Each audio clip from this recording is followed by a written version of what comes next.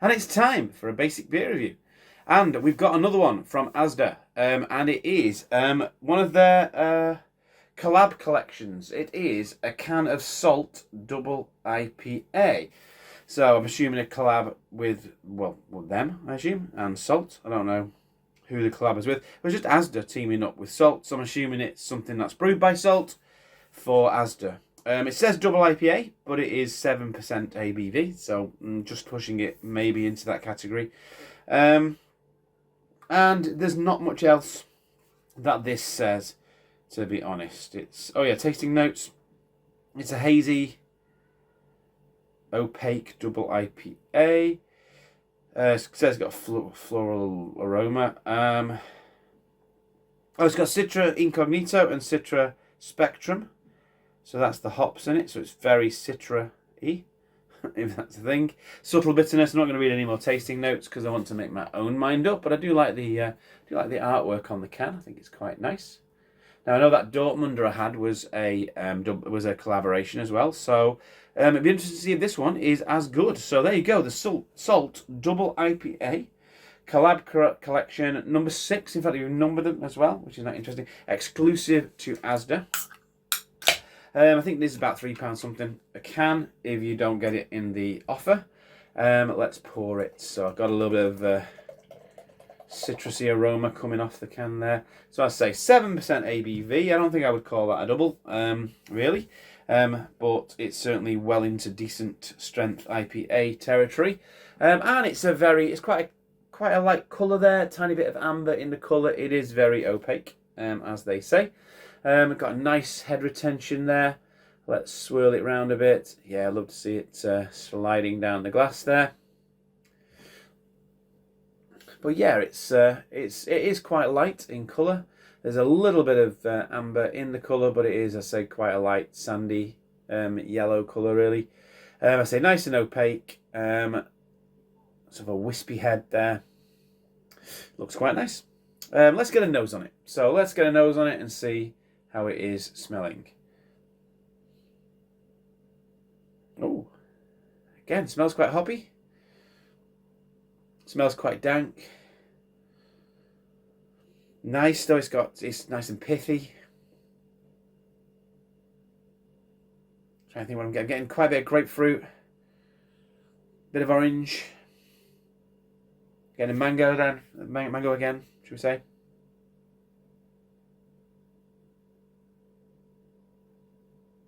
Smells something a little bit sandy. I would say, I don't know why that says sandy, but it just some of the things that got Simcoe in them, I always find to have a little bit of a sandy smell to them, which is a good thing.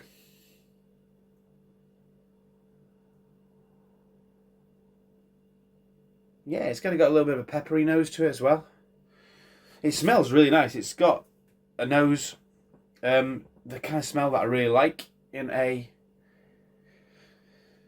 good IPA. It reminds me a bit of that Northern Monk one that I reviewed. Hopefully I put that one out before this one, otherwise I'll look like a fool again. But yeah, it smells really good. It smells fruity, it smells a little bit savoury, it smells nice and dank, it smells really hoppy. Yeah, it smells decent. But does the flavour measure up? We'll find out now. Cheers.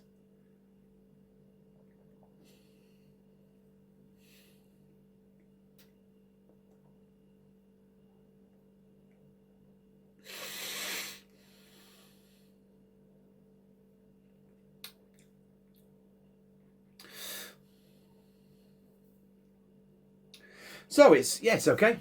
A little bit of an aftertaste there. I'll try again.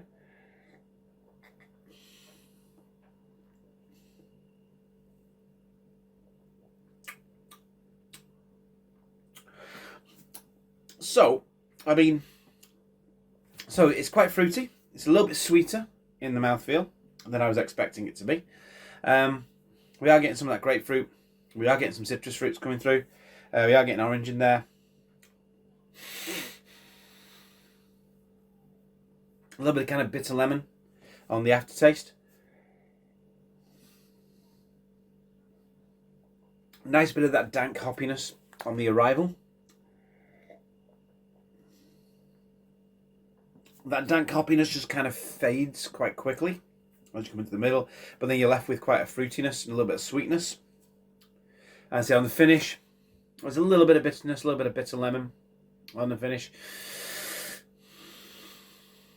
A little bit of a creaminess as well. A little bit of grapefruit. Want you to go in for some more.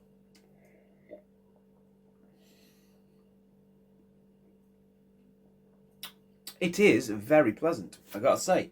It is a very pleasant. Salt don't make rubbish really. Salt makes some really good beers.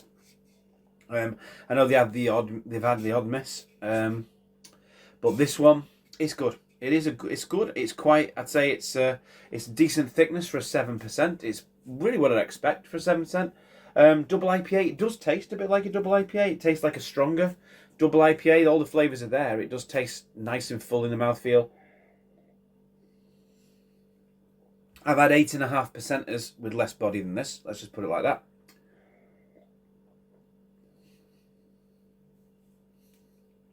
I'd liken it a bit to the Old Transient by Northern Monk.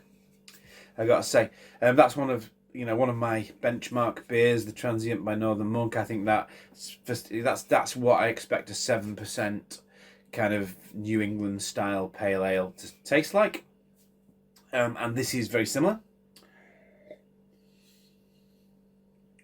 I do think this has got a bit more body than Transient, to be honest. So I was originally thinking this was possibly like pleasant, but not knocking my socks off.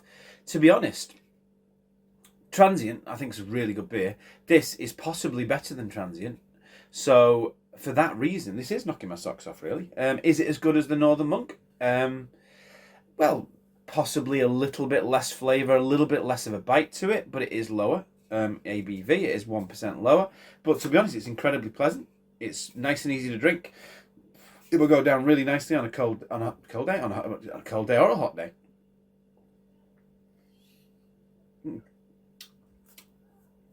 Nice bit of dankness. It'd be nice if that didn't fade quite so soon. That's the only negative I can think of. Nice bit of fruitiness in the middle.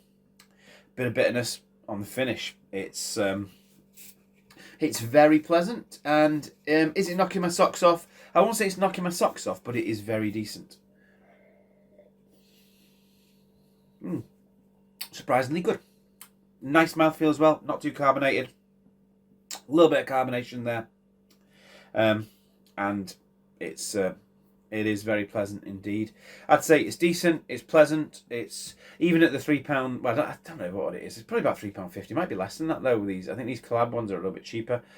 So that kind of price, it's good. At £5 for a tenner is an absolute steal. And yeah, it looks like, I think supermarket craft beer is looking up. Some of these that I've had from Asda so far have been very impressive indeed, and I will be reviewing some more on the channel. So there you go. Thank you so much for watching another one of these reviews. Remember to like and subscribe. Until next time, have a good one.